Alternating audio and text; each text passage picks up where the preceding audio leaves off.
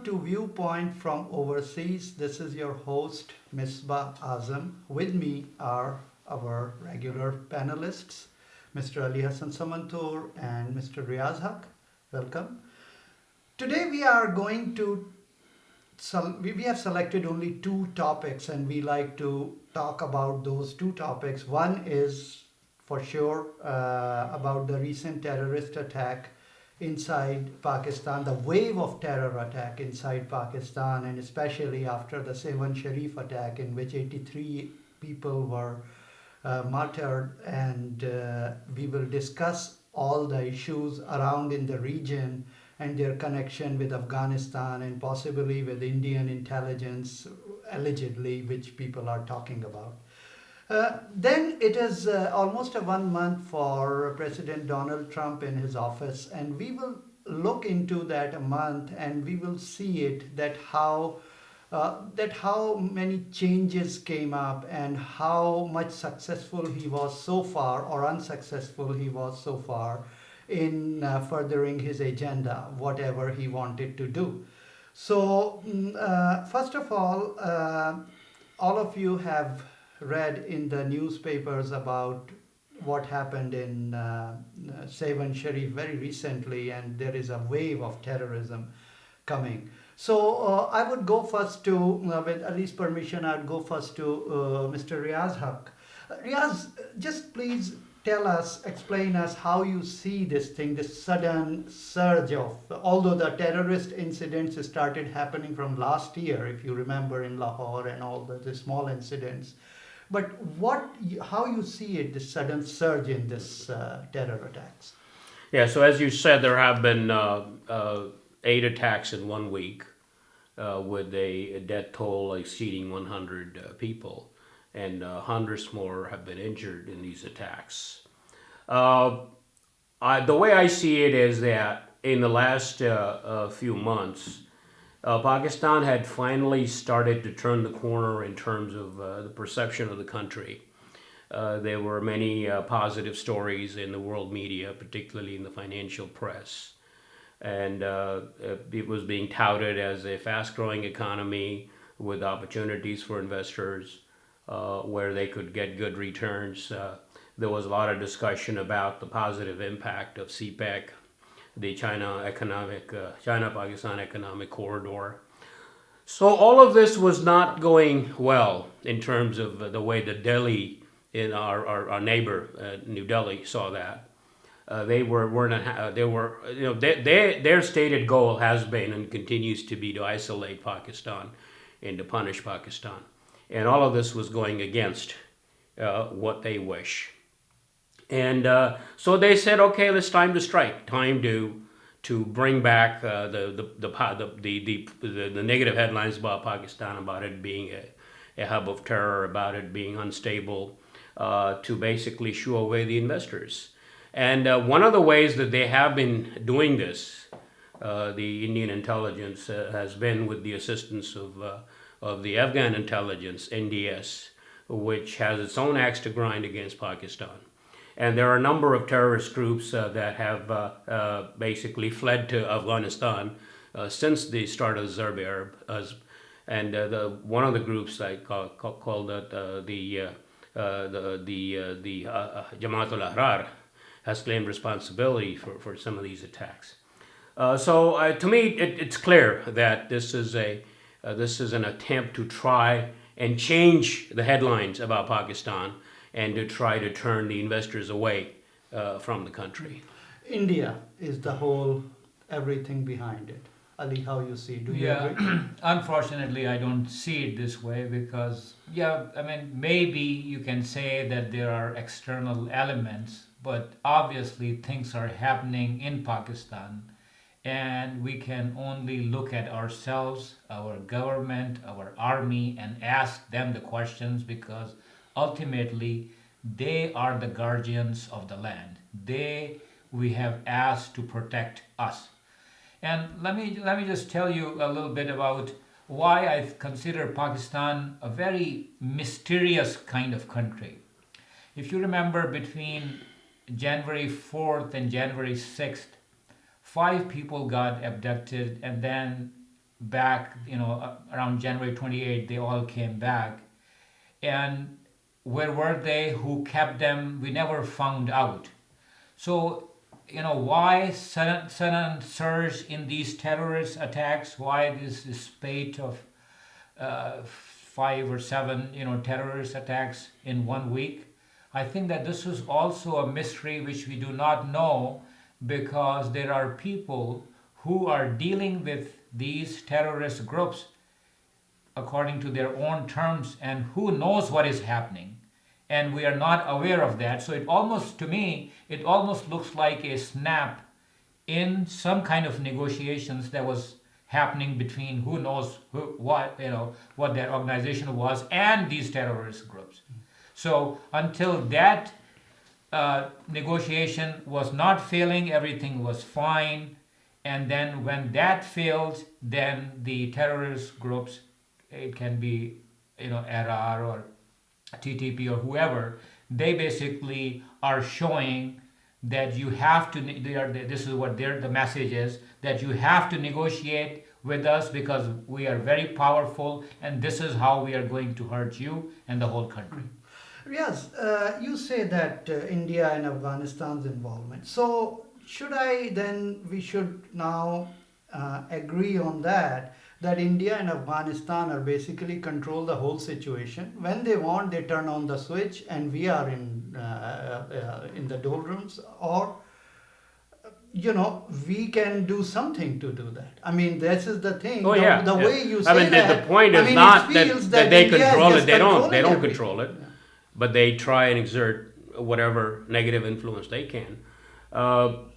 I think we have to acknowledge that there are both internal and foreign actors, because one of the things that they're finding out as they're investigating these latest spate of attacks is that there are facilitators within Pakistan, and they're cracking down on them. And one of them was arrested also. Yes, In yes. case of Lahore's attack. Yes. So there's no question that it's not entirely foreign driven. There are local Pakistani actors involved in this, but it would be foolish to ignore, the sponsorship of what is going on right now is actually outside of Pakistan. It's not within Pakistan, and that's why the military has acted very strongly in response to it. One of the first things they did was they closed the border, which is important. I mean, you have to control your border when you see all these activities going on, and that these groups are located just across the border. The second thing they have done is they have actually launched strikes against these groups in Afghanistan, inside Afghanistan. And there may be more. I mean, if there's a chance that some of these groups might actually move deeper inside Afghanistan after these strikes. And I wouldn't be surprised if the Pakistani military decides to go deeper into Afghanistan, not necessarily as an occupation force, but to do, maybe they could use drone strikes against them, maybe they could use special operations to try and disrupt these groups from attacking Pakistan. So why not India should do the same thing with Pakistan? When Pakistan, they claim that all the terrorists. Well, are from if they Pakistan. can, they should. If you think that they have the ability to do it, they will. Oh, so you think that country has a right if they have a. It's not a evidence? right. It's what you can do. I mean, India is actually waging a proxy war against Pakistan, and it's been doing that for a long time. It's not new. Yeah. So it's not one-sided. It's both-sided. Yeah. So if they do that, then Pakistan will respond. Yeah. So it's a matter of what your capacity is. You cannot allow 100 people, more than 100 people, die in your country at the hands of people who are located outside the country. They come in and attack you at will. You have to stop those attacks. And for that, you have to act against all of the groups, whether they're internal or external, to stop this bleeding. Yeah. Ali, so please tell me this, that do you agree what Riaz just said, that Pakistan should go and stop them no matter they have to go for the hot pursuit? Yeah. So I am not, too much in favor of just going after people and killing them, because I do not know if these people were really involved. I mean, I want to live in a country of rule of law, I want to bring somebody to court and find out if that person was indeed guilty. So may I interrupt you for a while? please. There is a strong evidence that they are doing it. They are claiming it. Where is there a They- court has given that evidence? No. As- Who cares Yeah. court? They are telling them that we did that and we Yeah. will keep on doing it. Okay. And not only that, they are sending the pictures of Yeah. those terrorists, meeting with Fazlullah. And there is a book by this ARY correspondent who went to Afghanistan to interview some of these people. He was taken by the NDS over there and he was in jail. After he came from jail, he wrote a big book on that and he mentioned all those things, that whom he met, what he saw. So evidence is very hard. I mean, everybody believes, and no doubt about it. And this is not new. Yeah. This has been going on Yeah. for a while. I mean, Yeah. it was, I think, 4 or 5 years ago that Yeah. a former U.S. Defense Secretary No, I Chuck agree. Hagel said that India Yeah. has been using Afghanistan However, to attack Pakistan. Afghan President Mr. Ghani recently in interview with Salim Safi, he said, yes, we are trying to do that. We are attacking them. We launched 7 attacks. So, it is agreed upon. Okay. Please. So what I'm saying is that if the evidence is so strong, and if our army, our intelligence agencies are so smart that they already know about these people, then why let them do it? Why not take care of them before these terrorist attacks? So what should we understand from this? So don't you think that, Pakistan army, they say that there is one of the guy was killed in Afghanistan and that was Pakistan intelligence infiltrated there and they just killed them. So Pakistan army should do these type of operations? Yeah, I know I'm not in the favor of, going somewhere else and doing some kind of operation, some whatever you want to call it, surgical strikes. It's this not, and that. I'm not a surgical, I'm talking about intelligence, Yeah. guerrilla act and then Yeah. eliminate assassination. I am more in favor of taking care of things within the boundary, within the borders of the country itself. And there is so much to take care of because no matter what happens, you always find people who are sympathizers. They say that this was right, this was the kind of shrine there was, this was happening, this shirk was happening, and this and that. So, what about these people? Why can't we take care of them? And also, what I understand, I mean, what I want to say is that in a country that we have agreed upon a rule of law, that there should be a constitution, there should be things that should be done by some laws.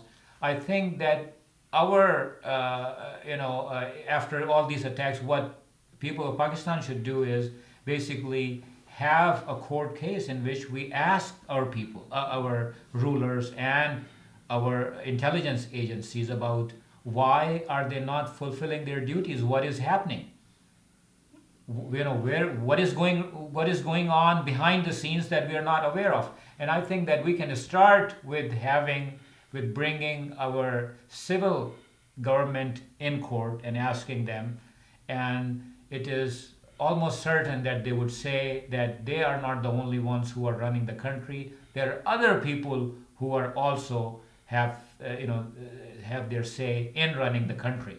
So we should know exactly what is going on, who is running the country, who is deciding about these things, who is in contact with these terrorist organizations up till now or not anymore. What is going on? We do not know that. The civil part of the country does not know that. So, Riaz, I would go back to the same question which I asked you.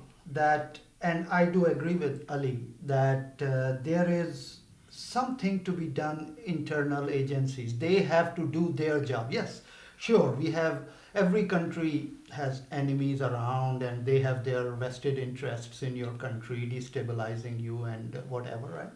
So why we are so weak that anybody, when they try, they just increase the heat? Well, I think it's an assumption that everybody who's tried, in any time they've tried, they've succeeded. They have not.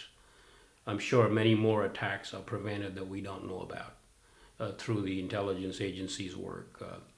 The point still is that the Pakistanis they need to and they are working both fronts, internal and external.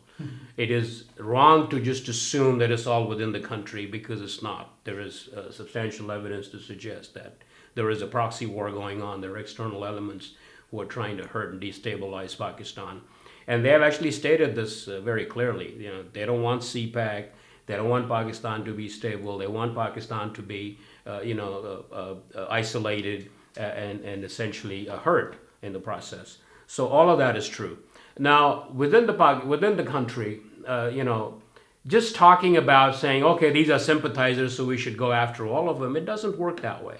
You know, you can't just simply go after people who support a group, in their hearts, but they're not actually acting in support of them. So you have to really go after people who are physically, practically helping, collaborating with them and stop them. Mm-hmm. Curbing the violence is different from de-radicalizing the country. That's correct. De-radicalization of the country, it will take a very long time. It's not going to happen quickly. And the government alone cannot do it. The whole society has to participate. The civil society, the educational institutions, the media, the government, all of them have to work together to make that happen. But immediately, now right now we're bleeding. This is an emergency. There are people dying. Yeah. So you have to act to stop. Yeah. This immediate, threat. That's and that's how pretty much military works. Exactly. That's how military works. But work. Military will not be able to end radicalization. That's correct. It will have to be the whole society. It will come back again after some time. Yeah. Ali, we talked about there is a Defense Intelligence Agency report came some time ago which suggested that the ISIS was being quote unquote Salafi principality was kind of supported by American intelligence agencies in the eastern Syria to fight against Assad, right? Similarly, there is a very hard evidence which is in the media, Afghan media, shared internally with Pakistani media people, that even NDS is supporting ISIS to fight against Taliban's, So under that scenario, under that circumstances, how you see things will go any further? It seems ISIS is getting support from everyone. Everybody has some issue, and they want to, quash that thing using ISIS. Somewhere, Taliban are supported to quash ISIS. The thing is, it is going. So how we will ever finish this thing? It is going on, and please you answer. Then I will want to have Riyaz's comment also on this question. Misbah, to tell you the truth, this is beyond my pay scale. This is not an answer I can give you. But I want honesty from the people that the people of the country of Pakistan have trusted to govern them. Their government, their military. The government and the military should tell us, are they prepared? Can we trust them? Are they going to not, make sure that there will not be another attack now? If they are not, then, then tell us very honestly. Tell us that there will be further attacks, and then tell us what should we do. I think that's the kind of honesty we need at this time. All day long you can talk about who did this and what is happening this, and we cannot stop this, but we stopped that, But who cares? At the end of the day, what is being asked is only one question. Is this going to be repeated again? Next week? Next month? 2 months later? Is that what's going to happen? Or are there things in place, there are measures that are taken that will stop this thing? And that is what I'm interested in. I'm not interested in ISIS is doing this, the TTP is doing this. Who cares? There are all kind of players in this game doing whatever. But we vote for a civil government and we hire these people we call soldiers. These are the people who are our people. Are they responsible for our security? Yes, they are. Are they doing a good job? Can they tell us honestly what is going on? That is the question. That is the question. Yeah. Yeah, I think it's doesn't make sense for us to sit here in this show and make demands that you give us this guarantee or that guarantee. The purpose of the show here is to analyze what's going on, understand what we know, what the facts are, and give our analysis of what's likely to happen. It's clear that in Afghanistan, there are two forces now that have the power. It is not the Americans, it is not the Afghan forces that have the power. It's basically the Taliban versus ISIS. Those are the two key forces. And the there. U.S., right? Well, the U.S. is NATO. really becoming irrelevant more and more. Every day it's becoming more irrelevant in Afghanistan. The question now is, what do we do? Which is a bigger problem for the world? And what do we do to eliminate that problem? Is it ISIS? Is it the Taliban as far as the Afghanistan situation is concerned? So clearly, Pakistan, Russia, and Iran, the three of these countries believe that the bigger problem is ISIS. On the other hand, the Afghan government and the United States believe that it's the Taliban that are the bigger problem. So I think it's these two that have competing ideas that are going to play out. My sense is that at the end of the day, I think Taliban will survive all of this. I'm not talking about the Taliban Pakistan. The TTP is basically an agent being used by Indians and the Afghans against Pakistan. They're not the real Taliban. The real Taliban are the Afghan Taliban. The Afghan Taliban eventually, I think, will survive. And ISIS is more likely to be defeated if these Taliban do survive. And the U.S. installed Afghan government is not going to be there very long. Maybe another year, 2 years, 3 years, no more than that. So I think that's what we have to decide. Which way are the things going to go? My guess is that at the end of the day, it's going to be probably Taliban who will come back as a government in Afghanistan. And they're the only ones who have the capacity to bring any kind of stability in that country. Oh, well, I would not bet myself on this analysis. Sorry, Riaz. I have a different opinion about it, but we will discuss as time will come. Let's talk a little bit about Mr. Trump's first month. In first month, it is interesting that, he lost. First, he came up with these executive orders, and court had to stop one of that at least, and after that, he's nominated. Actually, his national security advisor had to resign on their Russian connection and all that. And now this investigation probably going to start soon or not. We can discuss this thing with my panelists. And after that, he nominated Vice Admiral Bob Harvard, and he kind of refused to take the position as the national security advisor of United States. And now talks are coming that Mr. Stephen Bannon should not be in the National Security Council because it has more for the military thing, not the political supporters and all that. So political advisors and all these people. So with Riaz's permission, I will start with Ali. Ali, how you see all the situation? Yeah, I think I'm not sure why such a rush of doing things. Yes, Trump made a lot of promises in the campaign, but he does not have to take care of them so quickly, one after another, and also thinking that everything can be solved with executive orders. So it has been a very chaotic first month in White House, which is deeply troubling. But at the same time, I also see that this guy, Donald, he is not really fit to be the president. I don't think he has... Why you say that? Yeah, so why I say that is that he has not ever worked in such a capacity where he has to work with a whole bunch of different types of people and make things work, which is the way the U.S. government or any democratic government runs. And I was thinking about this, and the analogy that comes to mind is the rule of Nizam Sakka. So in our part of the world, there's this story that a Mughal king, probably Humayun, he was drowning, and a water carrier, his name was Nizam, he rescued the king. And at that time, the king was in battle with another king, and he was about to lose the throne. So the king said that if I win this battle, I'll make you, Mr. Water Carrier, king for a day. And what happened was he won and he became the king, Humayun. So he sent people from the court and they asked for this guy and they brought him and they made him king for a day.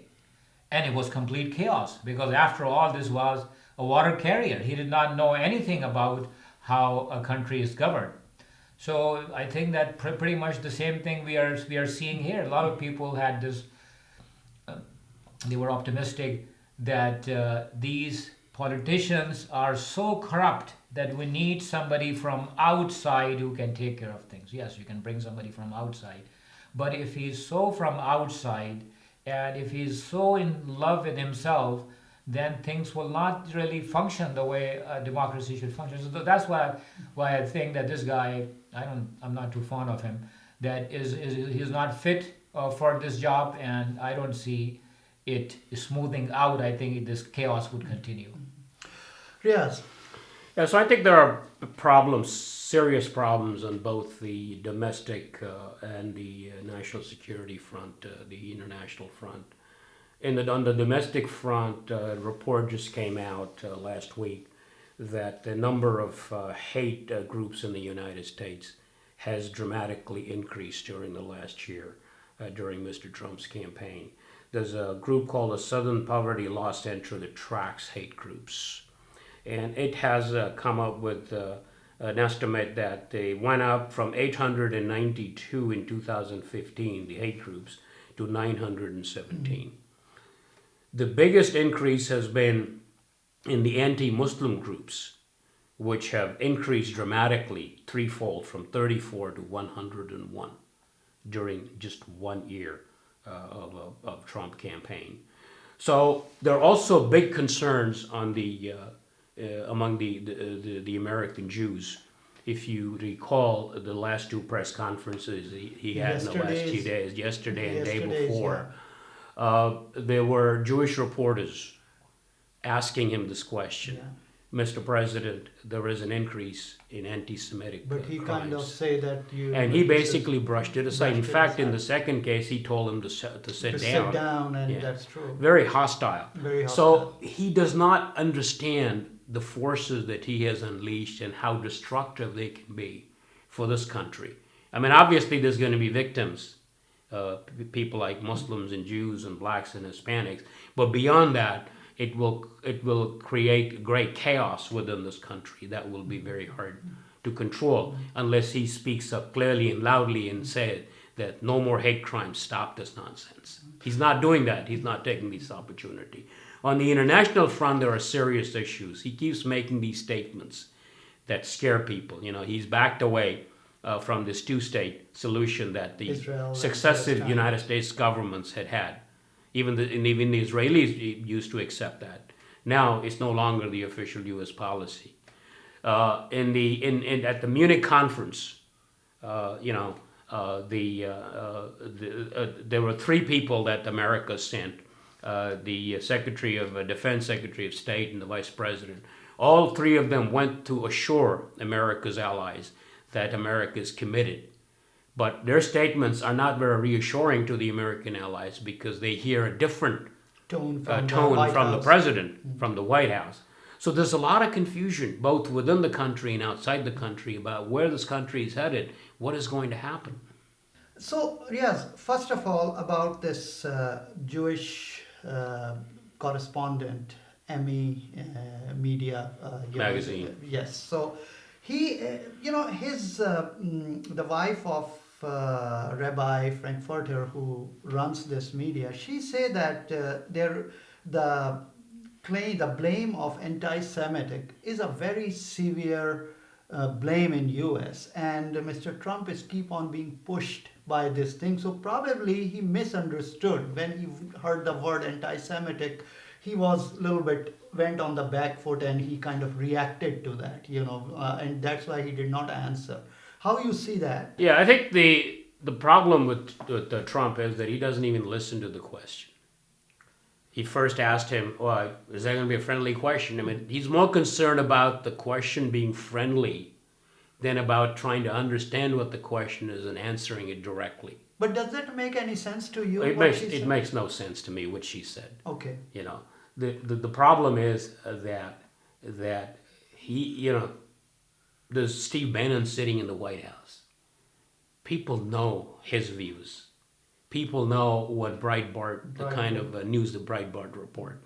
So those concerns are legitimate. And he needs to come out openly and he needs to say, no, this is wrong. We're not going to do this. We're not going to permit these hate attacks.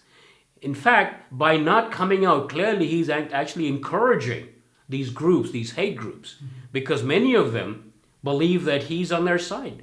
I mean, it's very similar to what happened in India. The number of hate attacks, the number of attacks on Muslims and Dalits last year went up, according to the U.S. Commission on Religious Freedom report last week that came out last week. So what happens at the top and what messages they hear from the top makes a difference to society. Some of these, the worst of these hate groups are emboldened when they see that the man at the top is quiet about these issues, not speaking out against these crimes.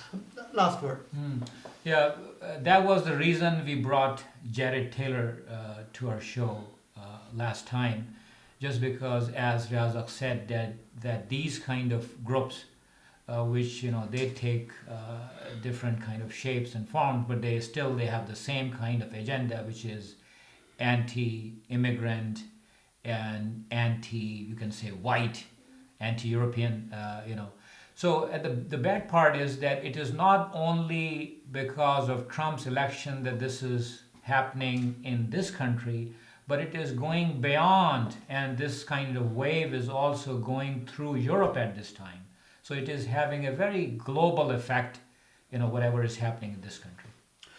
Thank you very much, both of you. So, audience, you saw their views, you have to decide which side you understand more, which side you are more at this on these issues. We will be discussing these issues in coming days, so please keep watching Viewpoint from Overseas. This is your host, Ms. Bazan.